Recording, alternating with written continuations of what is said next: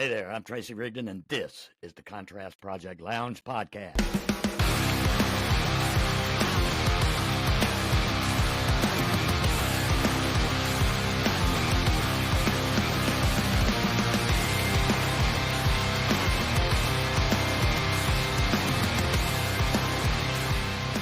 Often random, but always relevant, always real, and practically nothing is off limits.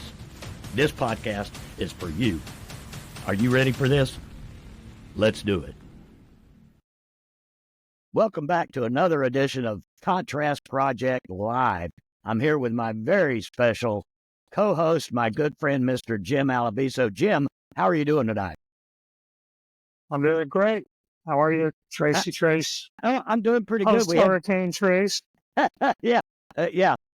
We've had some beautiful weather the last few days. Thank goodness it dried up enough for me to, I got out there and mowed the back 40. So it was pretty good. Hey, Jim, we got an exciting guest tonight. Someone you know and have been following for some time, Mr. Dave Eggar. Take the ropes from me here, Jim. So this was the guy that can fly with a cello above his head. He says his name is Dave Eggar, and he can play the cello laying on the floor. He's like the Jimi Hendrix of cello. Anyway, I met Dave through, I guess it was Mike Ernos, who we had on the show not long ago. When he asked Dave to put some cello on mahogany, and then you went and wrote some notes for our violinist, who was Daria Apostolova, who was right down the road. Right. So anyway, welcome, Dave. It's been hard to get this to happen because last time we had technical difficulties, so we're glad to have you on. Wow, it's great to be here, man. Daria is so awesome, man. We did this is Phil Faconti, and we are 2/3 or 2/5 of Bristol Lightning, depending on how you look at it. And we got to know Daria pretty well when we all did the Foreigner orchestral tour together, and she came out with us on that. And then she also did the Il Divo Symphony gigs with us in Florida. Oh, I love those guys. Those guys. December, where I was playing piano and Phil was playing guitar. So she is just such an extraordinary player, and I loved working on that song, Mahogany, and I love that we've all been able to work together, remotely like this. I'm in Tennessee, Virginia right now. We're in the town of Bristol that straddles the two states. Phil lives on the Virginia side, and I live on the Tennessee side. But we'll be driving down to Jacksonville on Wednesday to hook you up with some cool American chamber brass type music on Thursday, which will be a lot of fun. This was a program from the last show. Oh, very nice. Once again, the man with the flying cello. Still working on the levitation. Haven't got that totally figured out yet, but doing a lot of inner work and channeling, and should be levitating with the cello apparently soon. So, do you mind if I pop the first question, Trace? Go right ahead. Because there's just this great story, if you don't mind telling it. I mean, I've heard it a few times before, and I've told a few other people, but could you tell us the Aaron Copland story? Sure. That's such a great story. Thank you. I mean, I'll do kind of a Reader's Digest version now. So I'm from New York, but I'm not from New York City. I'm from the town that's at the very, very end of the New York City commuter train line, Croton, New York. When I was growing up, Croton wasn't sort of the destination suburb that it is now that there's an express train. It kind of was a mixture of Woodstock hippies and some poorer folks, of which I would say my family was, and then some summer houses and retirement homes for actors and musicians, especially musicians that had very liberal sort of viewpoints. And Aaron Copland had retired in his 80s to the town that I grew up in, and I met him when I was about 6 or 7. I said, I just turned 7. And he passed away when I was about 8.5, 9. I'd say 9. So I knew him for the last 2 years of his life. And it's a funny story. My biological mother was a piano teacher in the town, and she ran a little concert series at the Croton Public Library. And Aaron Copland would come and sit there and watch the shows. And he kind of liked to sort of help out. I mean, these were not very successful concerts. I mean, there were like 20 people in the audience, but one of the people was Aaron Copland. So he was very tall and I was very small. And I really kind of thought he was cool. I really didn't understand who he was. And someone told me that he had written this piece called The Cat and the Mouse, which is like a children's piece. It's based on Tom and Jerry. And it's basically like a cat chasing a mouse up and down the keyboard. And so I tried to learn it, and I was 7. I probably played it really badly, but I decided to write a letter to him and put it in his mailbox down the street saying, Mr. Copeland, I play your piece really well and you need to hear it. And he responded, and he had me come over, and my first lesson was about 3 hours. And then for Wow. the last 2 years of his life, I got to know him pretty well, and I was over there a lot, and he was very influential on me. But the most beautiful part of the story is I really had no idea who he was. I mean, I kind of did, but you have to understand, I was like a 7-year-old in a small town. So I didn't really, and at that time, I had some access to things like Lincoln Center, but very limited. I didn't really fully understand till after he passed away and what impact it had. But it's always had a very powerful impact on my love of American folk music. And it's not surprising that I'm in bluegrass land now, and I teach at a university where I teach fiddle. And, it's very beautiful. This idea he really instilled in me of music as like an us space and a folk space and music of the people. So I love that about my relationship with Aaron Copland. Yeah. That's So nice. you got What a to great tell the story. part about your feet couldn't touch the pedals. They couldn't, but he hated pedal, so it was okay. Like he really hated pedal in his music, but I could barely reach the pedals. I was very ambitious though. I really was trying. There's a big glissando in that piece, and I almost fell off the seat every time I played it because I was so precocious and I really wanted to like rock that glissando. So it's like the whole length of the piano, that glissando. So yeah, It's great. That's so cool. I just love that story. thank you That's so really much. I feel very honored. Yeah. So So what Dave, what led you to do this fusion of music style that you have, the bluegrass, the classical, what was it that drew you to, bring these two flavors together into one big pot? thanks, man. I mean, I'm going to talk about it and also ask Phil to chip in. For me, actually, it was a mixture of playing a big oversized fiddle like this cello here, and kind of being really sort of fascinated always with the use of string instruments in all folk musics of the world, gypsy music, Middle Eastern music, Irish music. And my journey into bluegrass really began around 2009, 2010 with some collaborations with the late, great Dr. Ralph Stanley. Somehow happened by accident. Ralph Stanley, for those who don't know, is the voice in the film Oh Brother, Where Art Thou? He sings sort of the main songs in that film. And I sort of Great fell in movie. love with it's a great movie, and I kind of fell in love with like the challenge because it is pretty hard to play these bluegrass tunes on cello. It's not like fiddle where they all sit in one position. You're kind of shifting all over the instrument. So I kind of loved that challenge and I loved the athleticism. And as time went by, I ended up sort of finding refuge in the pandemic here in this spot. And Phil's could tell you a little more about the project from there. Yeah, I mean, Okay. aside from the whole history of that, which does stem back like 13 years in terms of the relationship to this area, which is, Bristol is the birthplace of country music. It's where the Carter family and Jimmy Rogers all made their first records about 100 years ago now. But on a practical tip, Dave and I were roommates in New York City. The pandemic hit. We wanted to find a place that we could, still be musicians and work in some way. And after some stumbling around, we ended up in Bristol. And that was 2020, July of 2020. We told people we would be here for 2 weeks. And so on a practical tip, the reason that this band happened and this fusion happened was because we spent so much time down here.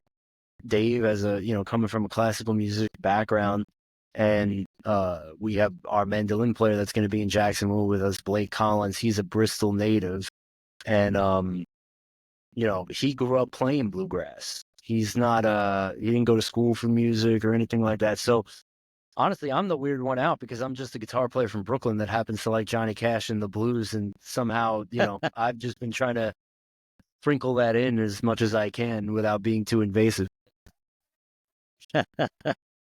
Oh, and it's really been a fun journey. You know, we spent all this time. We took over a studio. It's actually funny because there's a kind of an interesting bookend. When we moved to Bristol, we partially did it because it was 2020, the world was shut down, and we had a sort of a horror film we were working on. And now we actually just finished a whole bunch of songs that just came out in Terrifier 3.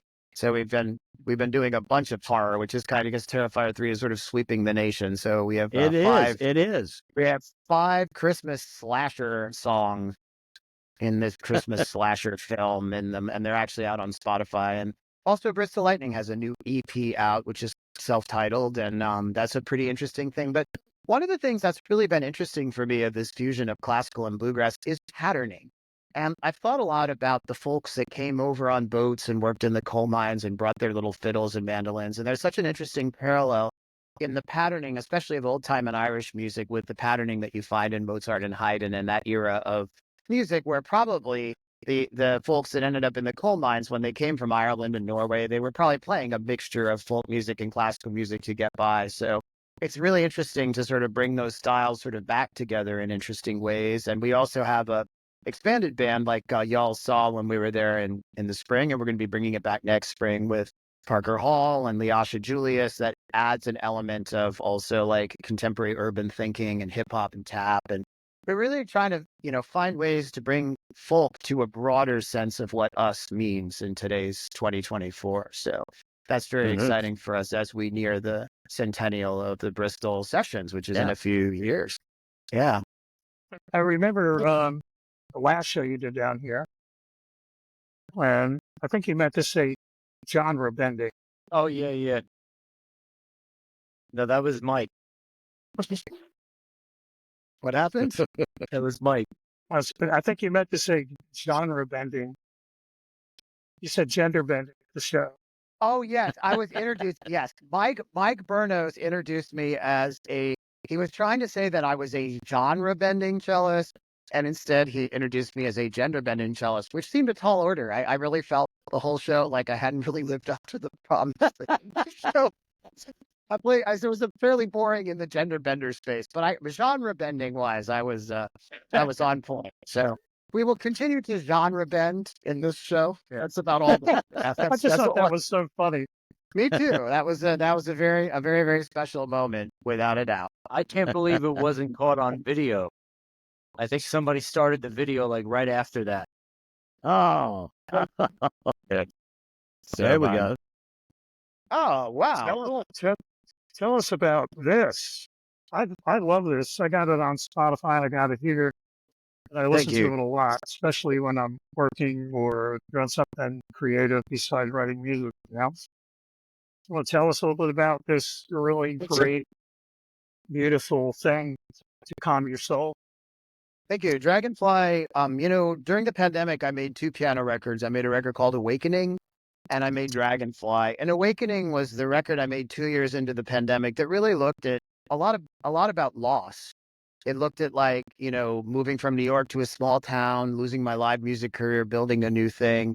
Dragonfly really looks at metamorphosis and new chapters. And it's a really exciting record to me. It has 2 really cool tracks that feature Bristol Lightning, and it really looks at the idea of facing the challenge of change and, moving through sorrow into recovery, into new spaces. It also has some tributes to several people that passed during the COVID years that were very influential. Is that the Darkness and Dragonfly? Yeah. The reason for the title is actually interesting. The reason for the title is that I've worked for about 10 years with Robert Redford and his wife Sybil Billy Redford's The Way of the Rain, which actually I began working with in Florida, in Miami. It's an environmental arts initiative that it connects arts and environmentalism in powerful ways that promote awareness for Mother Nature. And one of the key people in this world of the Redfords was a couple, Gregory Baird and Gomeo. And Gomeo unfortunately passed away. He was a very peaceful, beautiful Native American artist. And he always used to call me Dragonfly Boy. He really loved my music, and he would say, "You're the Dragonfly Boy." Oh, that's sweet. I never really understood what that meant. And then when I made the song Dragonfly for him, I was like, I sent it to the label and they were like, you should call the record Dragonfly. And then Domo Records came up with this artwork, which is just gorgeous. I mean, I have to commend Domo Records. They've always done such a great job with my music, but really outdid themselves.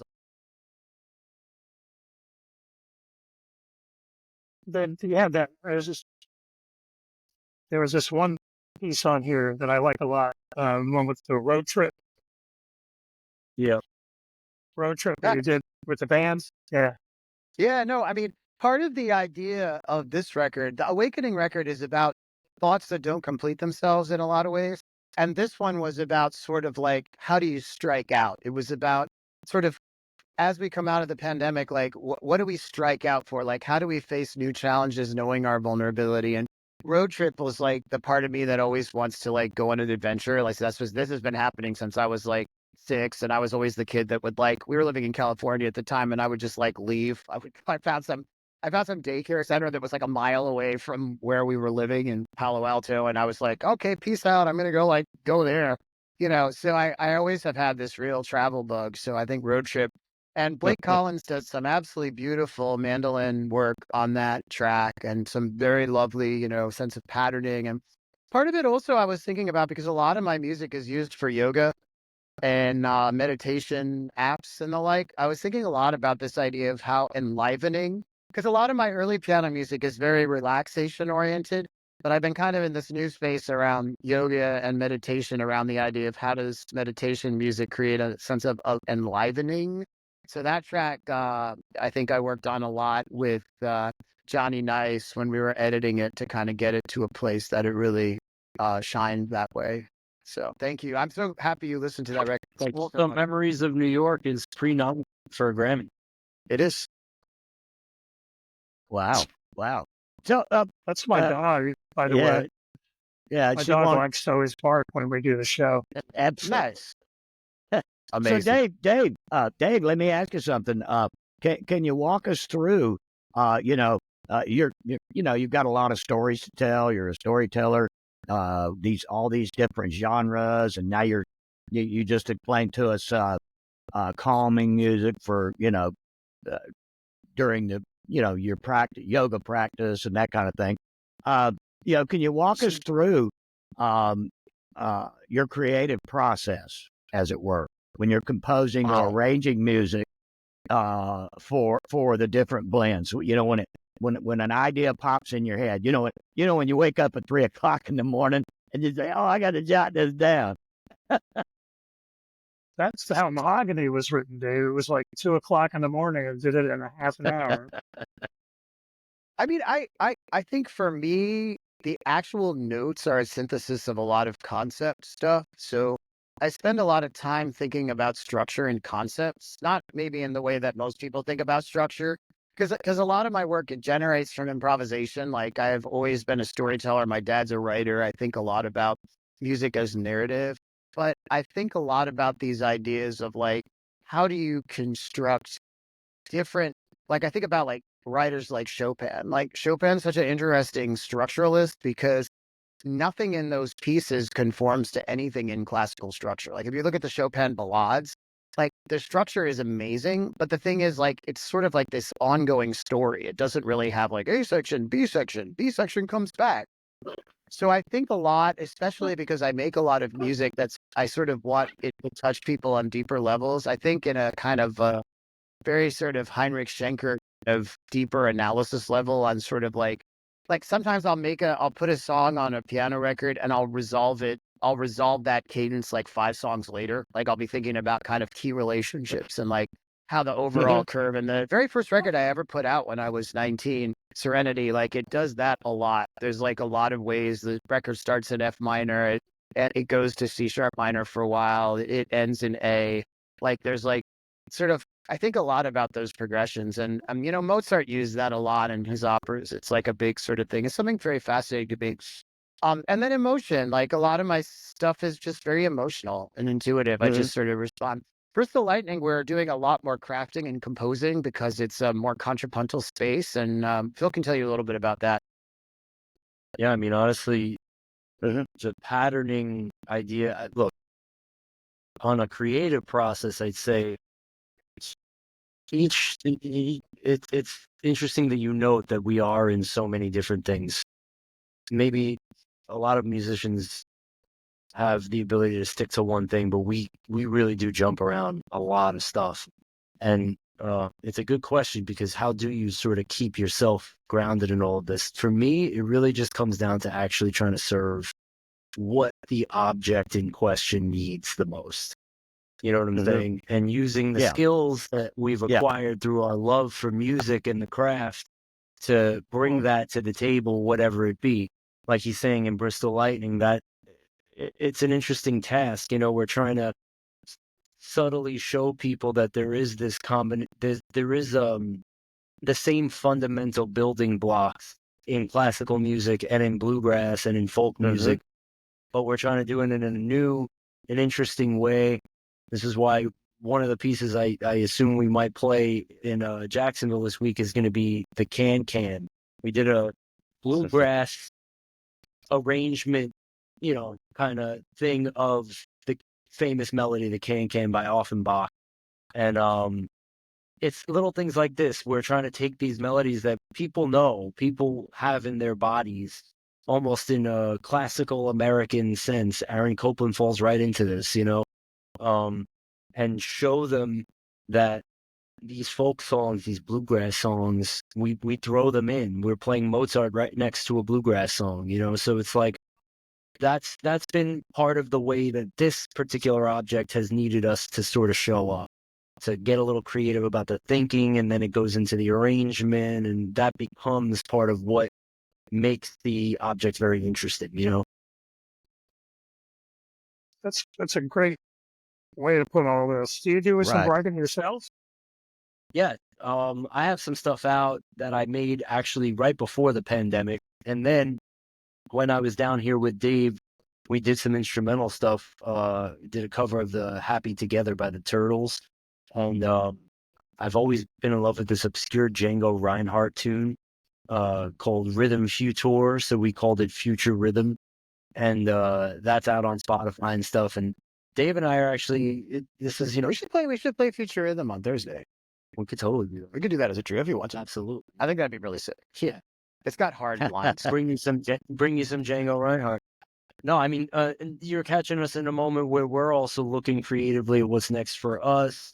I am thinking about putting out a guitar record for myself that, you know, really sort of highlights what I think about guitar. It sounds like you guys are like Lennon and McCartney. You've been together a long time. Wow, thanks. Right? That's heavy. That's a compliment, eh? Wow, no pressure there. Well, yeah, no, I mean, we have, I mean, one So thing you're gonna have to live up to that. Ah, Well, speaking of which, I'm gonna read this out because a lot of people don't know this. A lot of people have heard you and they don't know that they've heard you, kind of thing.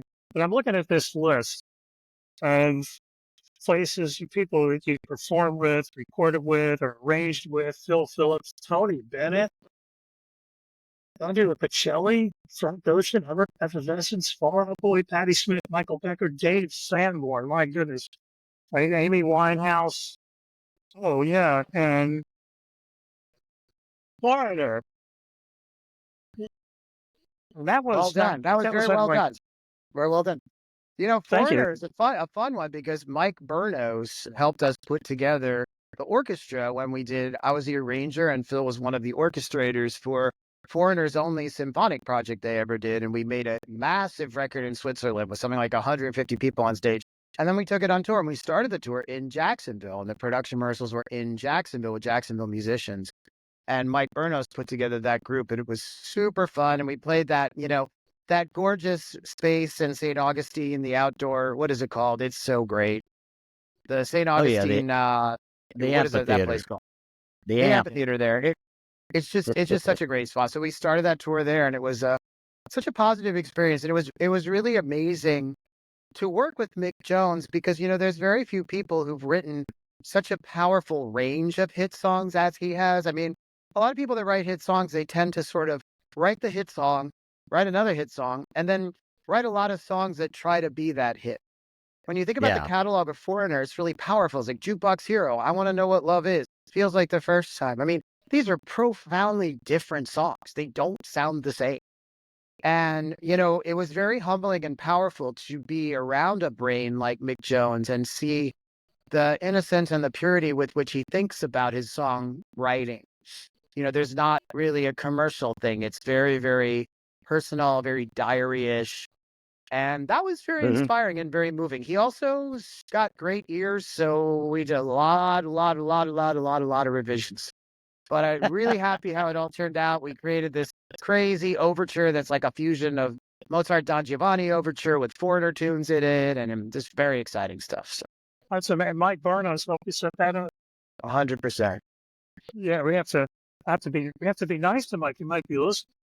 I know. Mike is always awesome. nice to Mike. We've gotten to work on so many of Mike's really awesome songs in his catalog, and Mike's been at Bristol. He's got a great catalog, man. He's just got an awesome catalog. Okay, I want to keep going down this list a little bit.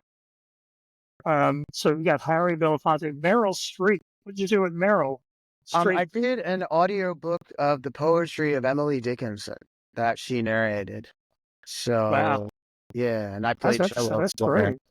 Yeah. Paul Simon, James Taylor, Beyonce, Imagine Dragon, John Legend, Taylor Swift, Five for Fighting, Manhattan Transfer, Roberta Flack, Josh Groban, Trans-Siberian. That must have been fun. Trans-Siberian Orchestra. Wow. Trans-Siberian was fun, man. It was my cello almost caught fire, but it was fun. They have lots of pyrotechnics, and the pyrotechnics thing was like right next to me, but I was so nervous. I had to play that do do do do do do do do do thing that's in the 1224. And it's actually really scary to play that in arenas because they have a very particular way and it's all like timed out. And that's one of the things people don't realize about playing these big live shows is that a lot of times it's like a big machine. Like we have a lot of different things running. So sometimes you're on a click and other things are happening. And something that sounds very organic might actually be like something that was recorded, not to a time thing, but then we're playing it to an adapted way that the clock's working. So like something like that, if you come in like the tiniest bit late, that whole song falls apart. So like it's very scary, but I didn't mess it up. At least I don't think I did. But I love Trans-Siberian Orchestra. I got to be on several of their records. Bob Kinkle and Dina Finet and Paul O'Neill, really brilliant team. And, it was very inspiring for me. It was one of the first, that and Josh Groban were the first two big arena things I did. And I'll tell you, it's like Josh was the very first arena show I ever did. I was so nervous. It was Madison Square Garden. And I'm a New York boy, so Madison Square Garden's a big deal. I was so nervous for the Josh show that I went and took a backstage tour of Madison Square Garden. Like the kind that they give, like sports fans, just so I could see what it was. But then when we actually got to the show, it was impossible to be nervous because the show was the day after the New York State Dog Festival. So the backstage, there were hundreds and hundreds of dogs barking in cages, which that'll make you not nervous, I'll tell you. It was pretty funny that. But Josh is great, and it was a really fun project. So okay, I got. There's another story while we're talking about working with other artists. Where I'm going with this. Yeah. So okay. This was another great story about, how that all came to be. Because I don't think you realized who you were working with when you first walked into that studio. I mean, not at all. I mean, I had done, so somebody who was very influential in my career is a violinist called Lorenza Ponce. And Lorenza's fantastic. You've probably seen her. She was Yanni's original violinist, and then she went on to she's in Bon Jovi. She did Sheryl Crow for years, which I did some with her. She did Hall & Oates. And she's been very inspiring to me. And so she had brought me on a John Bon Jovi Unplugged VH1 special. And we ended up retracking a lot of it at John's home in New Jersey, which is pretty awesome. And by the way, sidebar, John Bon Jovi's kind of just awesome. Just on all counts. Incredible singer, incredible person. He is great. Really, really great. So he had this engineer named Ross. And, I kind of was, nervous about the session. So I'm the kind of guy that always makes friends with like the monitor guy or the engineer. So I sort of became friends with Ross. And Ross called me a couple weeks later and he was like, I have this session for you. It's on the 4th of July. And you should do it. And I had a girlfriend at the time, and she used to like to go to Long Island on these, sorry, not very inspiring sort of getaway things. And so she already had this whole plan for us for the 4th of July. So I was like, I don't know, I have to get out of this thing. I was like, okay. And he's like, listen, you want to be part of this? And I was like, maybe. And I was like, well, who's the artist? He's like, I can't tell you. I was like, well, how much does it pay? I can't tell you. How long is it going to be? He's like, 2 hours or the whole week, depending on how you do. I was like, what? So I finally said yes, and probably destroyed my relationship. And the session was at a place called the Magic Shop. And the Magic Shop was a very cool studio in the East Village, a great, great, famous studio. So I show up there, and it's 4th of July, knock on the door. This gentleman answers the door, and he's like, hello, my name is Chris. And I'm like, hi, Chris. And Chris looks extremely familiar. And in my mind, I've decided that he plays, I had decided that he was a drummer in a hipster band, like a Williamsburg, Brooklyn band. Like in my mind, I don't know, I thought he was friends with these friends of mine that had this band called My Favorite Thing. So I was like, oh, I think he knows those guys. So I hung out with Chris. We ended up playing some video games. I think we played Assassin's Creed or something. The engineer didn't show up. No, was like hanging out, nothing. Chris is very cool. I like Chris. So after about an hour, Chris is like, well, I guess, we should check out some of the music before Ross gets here, and we'll see what happens, see if you like it. So we go into the studio, and he plays me a song, and what goes through my head is, I can't believe I blew off my girlfriend's plans to play with a band that sounds exactly like Coldplay. And then I said to him, and then I said to Chris, I said, well, what do you do in this band? Are you the drummer? He goes, no, it's my band. I was like, what's the name of the band? He's like, Coldplay. He loved it. I had no idea who he was. But originally, Viva La Vida was like a big orchestral piece. It wasn't even going to be a song. The original thing, which he wrote every single part, like he really, really micromanaged it. It was really all him. He's a very talented guy. He's an awesome writer. He's an awesome writer. He played everything on that job. He's like incredible multi-instrumentalist.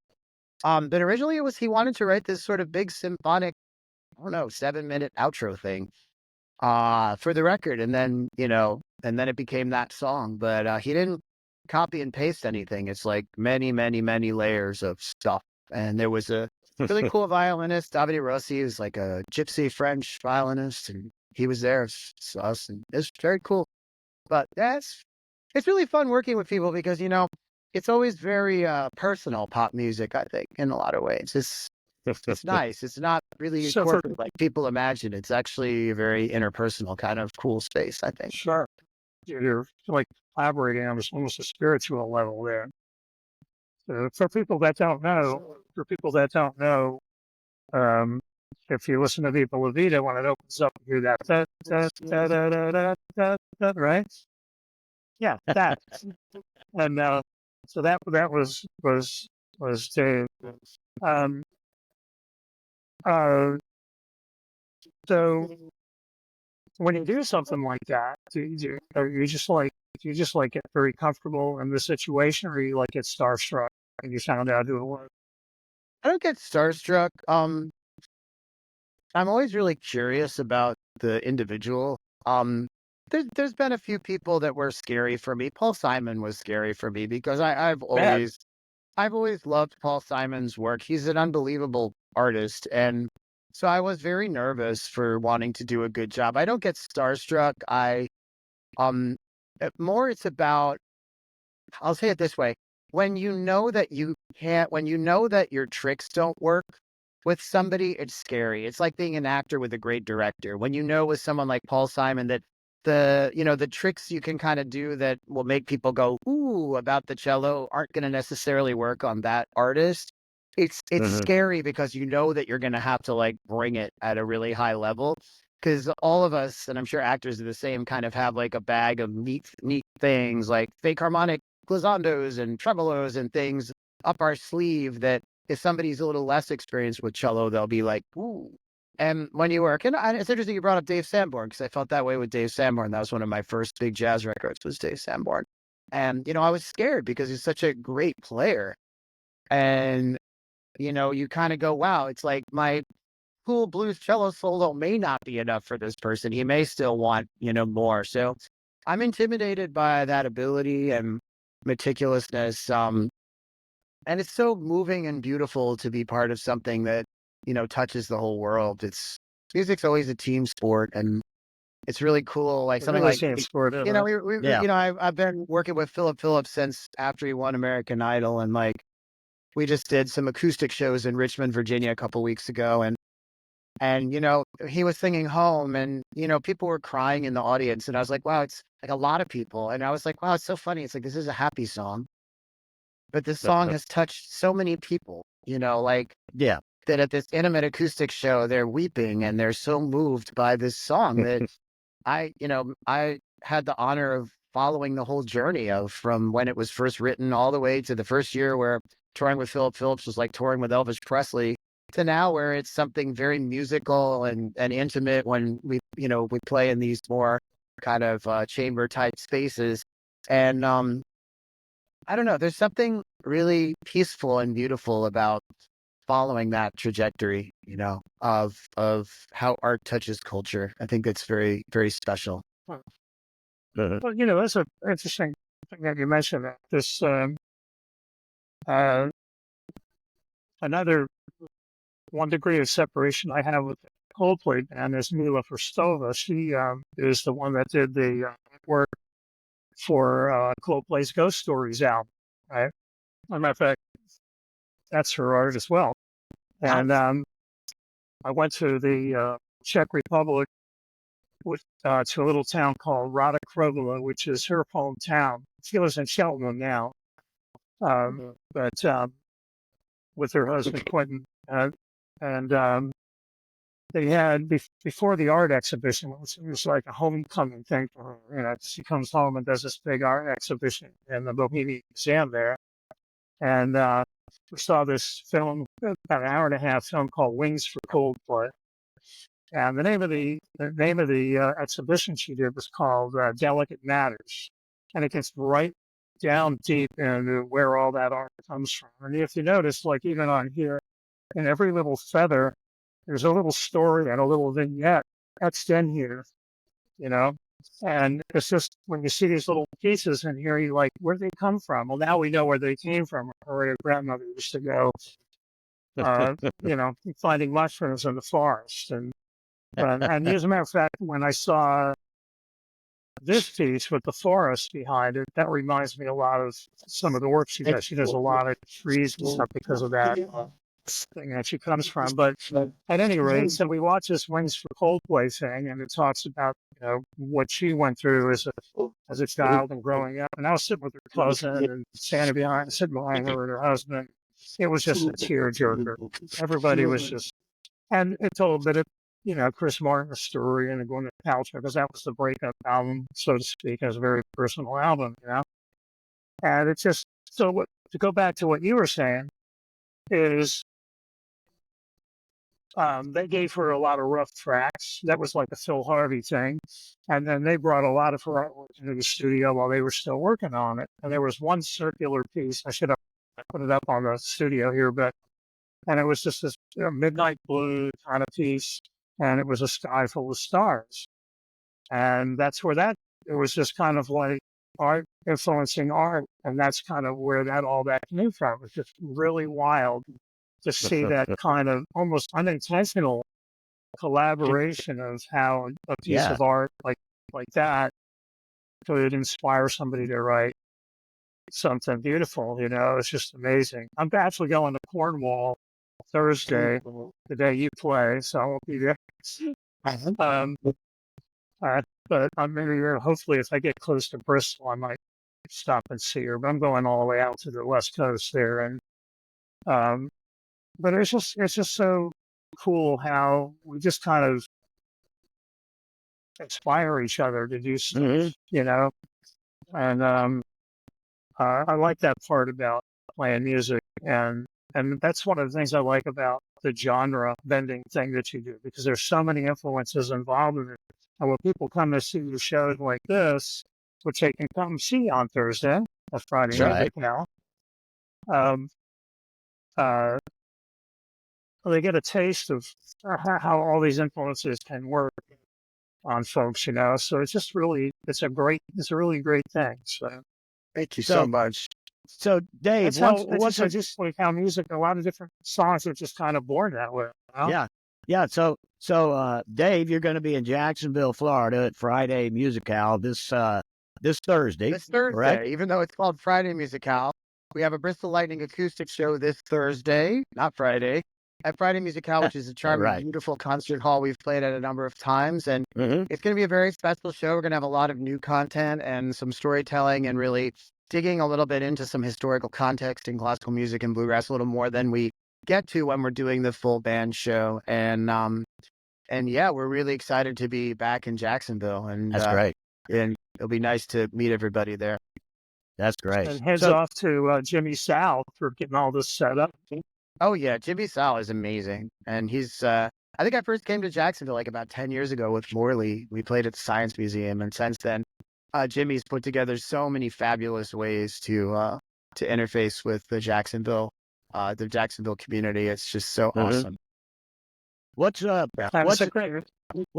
next for you in terms of collaborations? What do you have on the horizon? Wow. So, there's a lot. I mean, as I mentioned, we have this Terrifier movie out, which is huge, and it's just, I'm about to go see it, and I'm terrified to see it, in a theater. It's way up there on the Rotten Tomatoes. It's way up there. Yeah, it's way up on it, and which movie is this? I didn't catch the Terrifier 3, and it is a Christmas slasher film, and I have 5 songs I produced in it. I'm very excited. And then, an ongoing whole bunch of exciting, records that are coming out. There's a lot of ongoing stuff with Louis Capaldi, which has been great. And I'm trying to think what I'm particularly excited about right now. It's just been a lot of what we've been doing at the studio here in Bristol is building many different kinds of orchestras for all sorts of films and artists and stuff. So it's been pretty exciting. There's a record Lee DeWise put out called Gone for Days. He actually came here for about 6 weeks and worked with us. And that's a pretty exciting record y'all should check out. And I think he's actually playing in Florida at some point on his tour. So you can keep a lookout for him. Lee DeWise won the season of American Idol the year before Phillip Phillips. I don't remember what number that is. And kind of just really excited getting back out in the world, a lot more live shows and so I like that show you did with Morley. Thank you. Morley's amazing. Yeah, I feel like she's, as somebody who's put out a lot of music in the healing arts world, I feel like she's a songwriter that she's really put a lot of responsibility into recovery and spaces around that, and especially on an international level. So, yeah. You can't help but leave, when you leave the concert when she's singing, to not be inspired and feel uplifted. It's just one of those things, right? Absolutely. Man, it's absolutely amazing. We were actually going to try to get her on the show, but she's in the middle of recording right now. So I haven't gotten any commitment case, but we will have Mila Verstoven on the show to talk about her artwork and Coldplay thing. As soon as we've been writing back and forth trying to figure it out, because there's a 5-hour difference, 7 o'clock for us is like midnight for her, right? So sure. We'll see.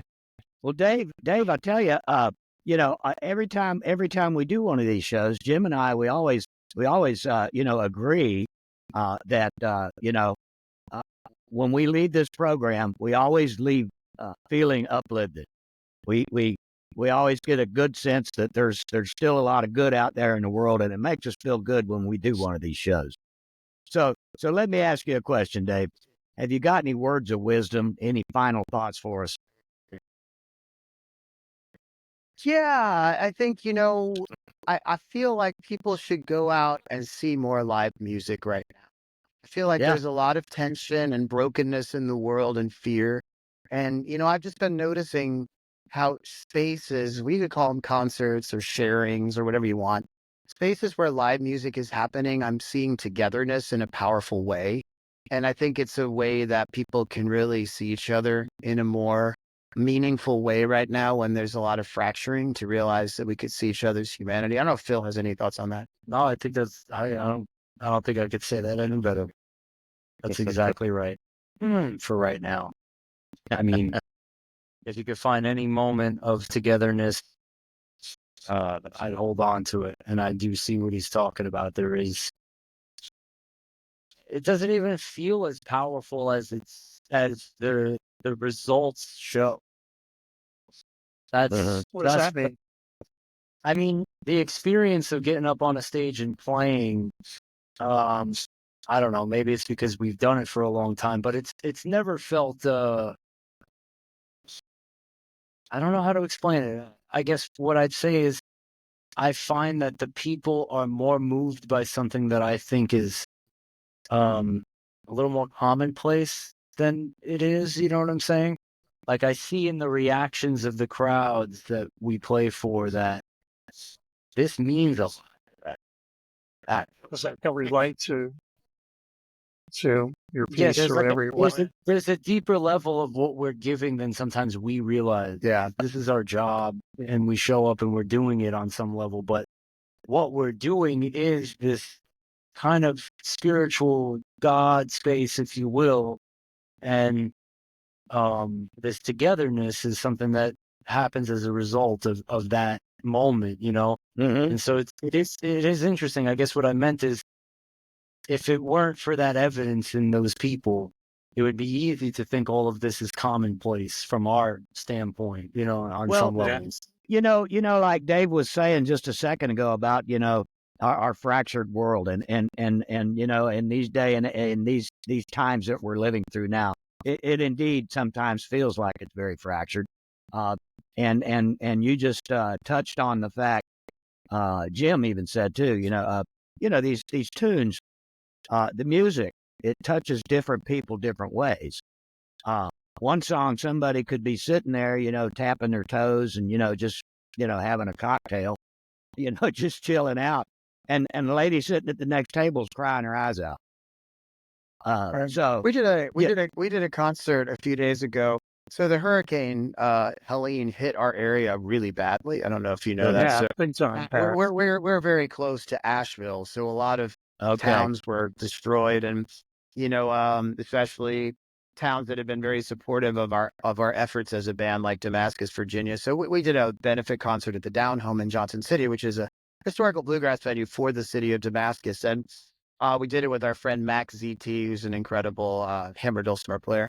And two people who were at that show who were from that town, really had hit me up afterwards, and they were like, this is the only time I felt good since this all went down. And the mayor, she was there as well, and she just felt so uplifted. I think what Phil's saying that's so powerful is that, and this was actually one of my takeaways from the pandemic, like many musicians, in the beginning of the pandemic, I lost a lot. I lost so much touring and, revenue, and I never made so little money those first years of the pandemic since I was maybe 21 or 22.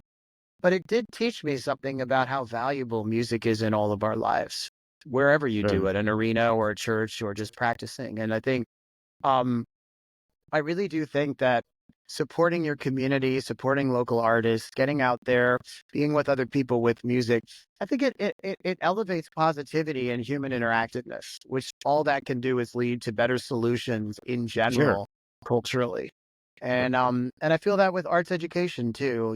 I work with Idaho Fine Arts Academy, and they were just awarded 3 top performing arts high schools in the U.S. by U.S. Department of Education. I'm part of the residency program, so I'm going to D.C. to be part of the awards ceremony, which is a huge honor. And I was thinking about Chris Housel and how he runs that program and how much he's brought arts into these students' lives, many of whom are not going to be professional artists, but it profoundly changes the way they're handling interactiveness. And so I feel like we should put more emphasis on arts and culture in terms of like the power and even the sort of spiritual power that it has to bring people together, even nonverbal art forms like playing an instrument or dance or painting, that it has a way to bring us together in ways that sometimes negotiation and talk and sort of defensive communication can't actually do. So, yeah, guys. I got to go back to what you were saying about, live music. People should be listening to live music more, if we can. And that's a really important point, because I remember, like, back, for example, kind of dating myself. I remember when Abbey Road came, right? And you just turn on an FM station, they play the first side, then they play a commercial, then they play the second side. And it was a listening experience. And those are the days where we put over the ear headphones on and we sit on the couch or lay down on the couch and purposefully listen to an album like we listen to music, like we watch a movie. You know, we're not working while we're watching a movie. We're not glancing at our phone, watching a movie. We're not reading the news feed while we're listening to Dragonfly. I like listening to Dragonfly when I can listen to Dragonfly. So that's one of the things that we're really missing is people's music when they buy music. It's a background thing. You know, doing the dishes, whatever. You know, it's a background thing. So to your point, that's one of the reasons why, because of that trend, moving away from listening to an album like you watch a movie to it being a background thing, why it's more important to see some live music, and that's where the real inspiration goes. Like the new Coldplay album called Moon Music just came out. And I sat down, you know, purposefully, put the headphones on and just listen to it until my dogs bark. But, you know, it's just important, I think, to just go out and see. And I gotta tell you, I'm always impressed with fretless instruments. I need the frets on my guitar. Yeah, it's really hard. I don't know. I see your fingers moving up and down that thing, and I don't know how you get that going sharp or flat. It's a lot of How practice. does that happen, Dave? That's my last question. Oh, it's cool. I mean, it's playing a fretless bowstring instrument is a lot more like singing than it is like playing a guitar. You have to be extremely fluid with your left hand. You have to kind of always be practicing too. Like I'm always practicing because it takes a lot of refinement to and specific kinds of intonation work. However, at the same time, like being a vocalist, that's what leads to it having so much personality and variety and makes it so exciting and interesting and really lets you have your own sound. Like I don't feel like any cellist sounds like Zoe Keating, doesn't sound like Yo-Yo, doesn't sound like Rostropovich, doesn't sound like Paul Tortelier or Gianna Starker. So it's like there's something very special about it. It is scary, especially when you go for high notes because you could like really be out. I was listening to an interview with David Gilmour. Those of you that don't know who he is, he's a guitarist for Pink Floyd. Yeah, he did some they pretty were good talking about his solos. guitar. Huh? He did some pretty good solos in his day. That's amazing. But he's like, they were talking about his technique in guitar. And so what you said, he said that it's like I play my guitar like I'm singing. Yeah, I mean, if you think about some comfortably dumb first solo. Yep. Yeah, he's a great melodicist. That I feel like The Wall in many ways is his record. Yeah. I mean, his existentialism shines so beautifully on that record as a player. Like you see his crisis and you see his quest for hope is so beautifully on that record as a guitar player. It's quite incredible, actually. Yeah. Yes. We'll have to get him and Roger Waters on one day and see if they agree with what you just said. Oh my God. Hey guys, we got to go watch the art film. But okay. Yeah. Hey, listen. We'll see. Yeah. I'm feeling really good about this episode. How about you, Dave? Oh, this was great. Thanks so much for having us. We so appreciate it. And we can't wait to come back to Jacksonville on Thursday. Yeah. It's going to be awesome. That's going to be great. Yeah, please come and see Dave. And this is a program from the Laugh Show, but this is see him at Friday Musicale Thursday. What time? I believe it's at 7. 7 o'clock. Okay, great. Well, you guys break the leg, and it's great to have both of you on. Extra special present there. So, thanks so much. Yeah. Thanks for being here, guys. It's an inspiring hour, guys. Thanks. You take good care, guys. We'll see you all soon. All right, man. Bye. Take care. Thanks for being here. Cheers. Well, that's a wrap. Another fantastic episode of the podcast. You can find us on all the social media platforms, wherever you surf, Facebook, Instagram, Twitter X, Threads, wherever. Don't forget to like, share, and comment. And on our YouTube channel, don't forget to like, share, comment, and smash that subscribe button. If you're streaming audio for the podcast. You can find us wherever you get your favorite podcast programs. In the meantime, I like to tell everybody, take care of yourselves and each other. Until next time, peace.